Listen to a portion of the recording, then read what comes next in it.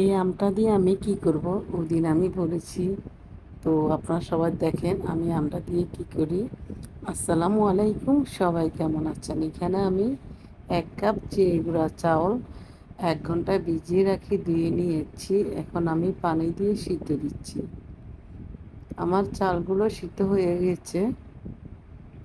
আমি এখন লবণ দিচ্ছি, তখন আমি লবণ দিই নাই। দেখেন আমি নরম করে চালগুলো সিদ্ধ করে নিয়েছি। চিনি গুঁড়া চাল দিয়েছি, এলাচি, তেজপাতা। যে আমি আমটা দিয়ে কি করব, এখন দিয়েছি আম।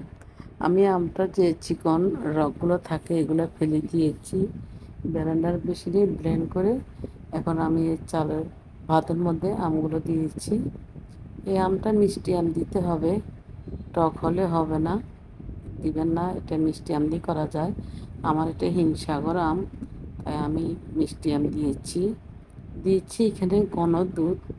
আমি গরুর দুধের সাথে পাউডার মিশিয়ে দুধটাকে ঘন করে নিয়েছি। তার সাথে আমি চিনি দিয়েছি, দুধের মধ্যে চিনি দিয়ে একসাথে জাল দিয়ে নিয়েছি, কারণ চিনিটা আমার স্বাদ মতন দিয়েছি। সবগুলো দিয়ে এখন আমি মিশিয়ে দিচ্ছি আমি এখানে দুধ পাউডারগুলো দিয়ে একটু নেড়ে দিব, কারণ এই পায়েসটা রান্না আম দুধ দিয়ে রান্না খুবই খেতে মজা। আপনারা বাসায় একবার হলো ট্রাই করবেন, খুব মজার একটা খাবার। ফ্রিজে রেখে খাওয়া যায় এবং গরম খেতেও ভালো লাগে। তো আমার ভিডিওটা কেমন হলো সবাই একটু জানাবেন।